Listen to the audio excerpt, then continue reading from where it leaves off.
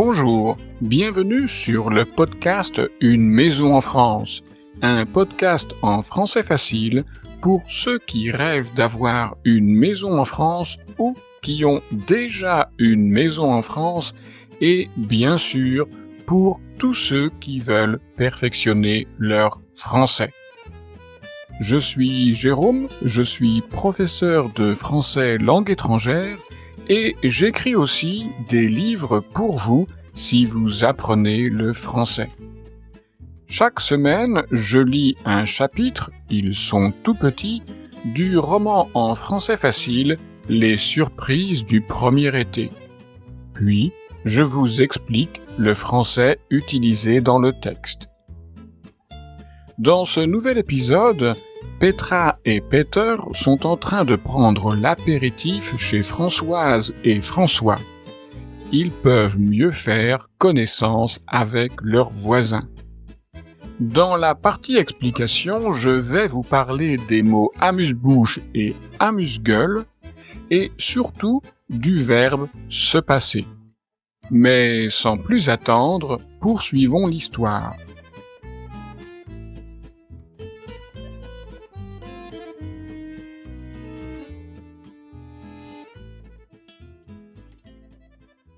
Ce jeudi soir, à 18h précise, Petra et Peter vont chez les voisins.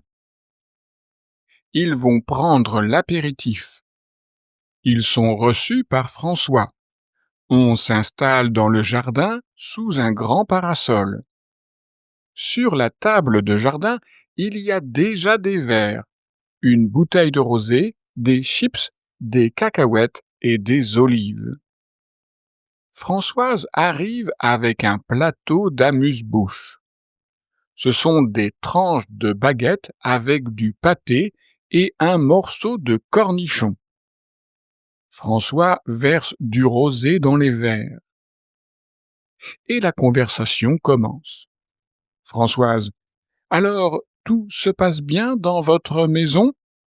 Petra: oui, ça va. François: j'ai vu que vous avez fait beaucoup de ménage. Petra: il y a effectivement beaucoup de poussière. Peter: et beaucoup de souris. François: on pourrait vous envoyer notre chat. Et François se met à rire. Il est retraité, il a 65 ans. Françoise a toujours été femme au foyer. Elle a 60 ans. Françoise demande: doit-on dire hollandais ou néerlandais?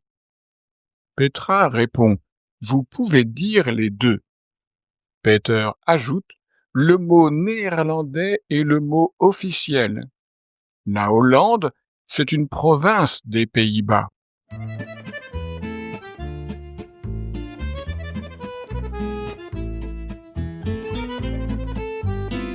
Et vous? Si vous avez été une fois invité à un apéritif chez des voisins français, qu'est-ce que vous avez bu? Et qu'est-ce que vous avez mangé? Des cacahuètes? Des chips? Ou des amuse-bouches? Un amuse-bouche, c'est un petit quelque chose qu'on a préparé. Ce ne sont donc pas des cacahuètes ou des chips. Et qu'on mange à l'apéritif, ou dans une réception, ou encore entre deux plats dans un restaurant gastronomique. Mais les Français utilisent souvent un autre terme que amuse-bouche. Ils disent familièrement amuse-gueule. Vous connaissez le mot bouche. Le mot gueule, en fait, c'est la bouche d'un animal.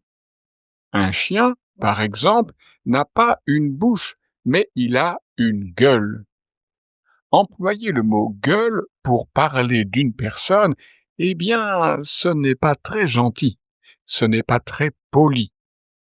Dans un français mais très familier, quand on parle de la gueule de quelqu'un, on peut désigner la bouche, le visage ou même la tête de quelqu'un.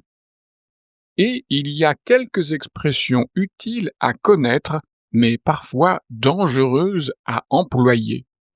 Si vous entendez ferme ta gueule, ce n'est pas gentil, c'est vulgaire, et ça veut dire ferme ta bouche, donc en fait, ça veut dire tais-toi.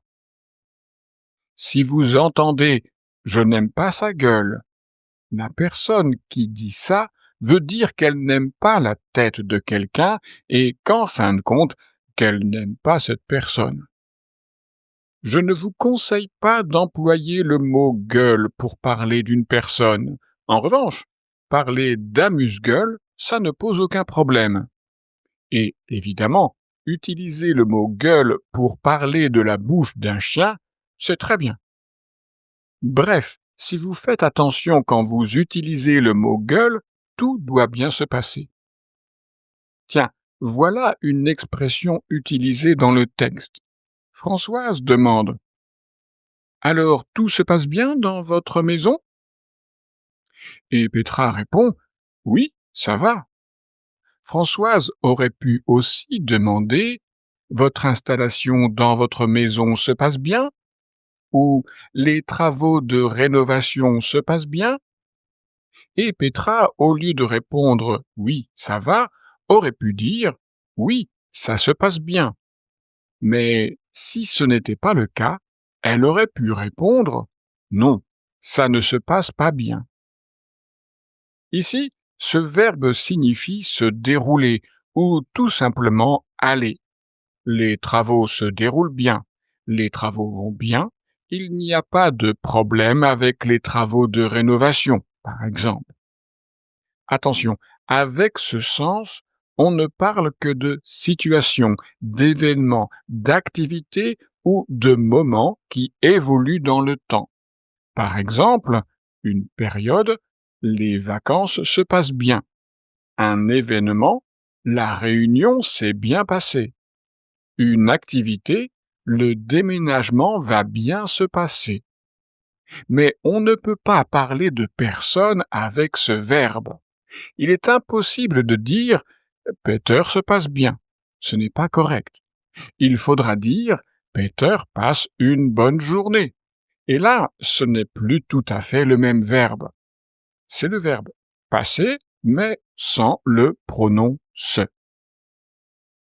Un autre sens du verbe pronominal se passer, uniquement avec le pronom se, c'est le sens de se produire. Par exemple, il y a eu un petit accident pendant la rénovation, mais vous ne savez pas exactement comment cet accident s'est produit. Alors, vous pouvez demander « Qu'est-ce qui s'est passé ?» Ou vous voyez des personnes qui ont un problème et vous voulez comprendre le problème. Alors, vous pouvez demander « Qu'est-ce qui se passe ?» Et en français plus familier, ça donne « Qu'est-ce qui se passe ?» Qu'est-ce qui se passe? Attention, encore une fois, je répète, dans le sens que je vous ai présenté, vous ne pouvez utiliser que le pronom « se ». Car si vous utilisez un autre pronom comme « me » ou « te », alors vous employez le verbe « se passer » avec un tout autre sens. Si vous dites « je me passe facilement de piscine », mais j'ai une rivière à côté de chez moi, ou « tu peux bien te passer de ton téléphone pendant notre conversation, non ?» Alors, le verbe « se passer » signifie « se priver de », ou autrement dit, vivre sans quelque chose. Et en fait, on devrait dire qu'il s'agit du verbe « se passer de », avec la préposition « de ». Si je reprends mes exemples, je me passe facilement de piscine, je peux vivre sans piscine, car j'ai une rivière près de chez moi. Ou, tu peux te passer de ton téléphone, tu peux bien vivre sans téléphone portable pendant les 10 minutes de notre conversation, non ?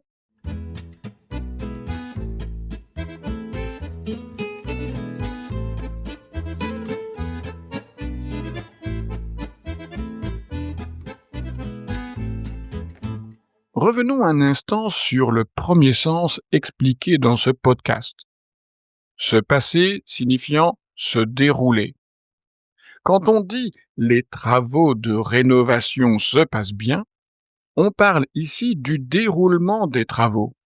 On ne dit rien sur les personnes qui s'occupent des travaux, ni sur la transformation physique des travaux, mais on dit que l'évolution du projet est bonne, que l'expérience globale des travaux est bonne, que le processus évolue de façon satisfaisante. Tout se passe bien. On n'a pas de gros problèmes, le planning est respecté, l'ambiance est bonne, tout le monde est satisfait. Donc, la question de Françoise, alors tout se passe bien dans votre maison? Est une question polie et bienveillante. Elle s'inquiète des voisins dans leur nouvelle situation. Elle montre de l'intérêt pour ce que Petra et Peter vivent dans leur maison de vacances. La réponse de Petra est toute simple. Oui, ça va. Mais ce peut être l'occasion de donner des détails. Les travaux se passent bien? Oui, les travaux se passent bien. On avance tout doucement. Ce peut être aussi l'occasion de nuancer sa réponse. Les travaux se passent bien? Oui, les travaux se passent bien, mais ça va prendre plus de temps que prévu. Mais c'est fatigant. Voilà pour le 31e épisode de ce podcast. Dans le prochain épisode, Petra et Peter et leurs voisins seront toujours en train de prendre l'apéritif. Ils vont parler de leurs occupations professionnelles et des enfants. Mais si vous ne pouvez pas attendre la semaine prochaine pour la suite des surprises du premier été, vous pouvez aussi acheter le livre papier et l'e-book sur Amazon. Et si vous avez déjà dans votre bibliothèque les surprises du premier été, je vous rappelle qu'il existe une suite à cette histoire. Cette suite s'appelle « Les émotions d'un automne turbulent ». C'est la suite des aventures de Petra et Peter dans leur maison en France, mais cette fois-ci, ça se passe en automne. Le livre papier et l'e-book sont disponibles sur Amazon. Soyez curieux, allez voir mes autres livres et dites-moi ce que vous en pensez. Si vous n'êtes pas encore abonné au podcast, abonnez-vous pour ne rater aucun épisode. Si vous voulez soutenir mon travail, je vous invite à partager le podcast sur vos réseaux sociaux. Parlez-en autour de vous, à tous vos amis qui veulent aussi apprendre le français. Vous pouvez aussi me soutenir en laissant un commentaire sympathique sur votre plateforme d'écoute, avec 5 étoiles par exemple. Merci d'avance. Et rappelez-vous, apprendre de temps en temps un nouveau mot en français comme on mange rapidement un amuse-bouche, c'est mieux que rien, mais au final, ça ne va pas nourrir véritablement votre connaissance du français. Vous devez prendre en main votre apprentissage, quel que soit votre niveau. Car avoir une maison en France, c'est bien, mais pouvoir parler français avec les personnes qui habitent autour de chez vous, c'est mieux. Si vous voulez que votre apprentissage du français se passe bien, je vous conseille fortement de prendre des cours en ligne. Et si vous voulez perfectionner votre français, je peux vous aider avec mes leçons en ligne. Pour en savoir plus, vous trouverez mon adresse e-mail et mon site internet dans la description de cet épisode. Au revoir!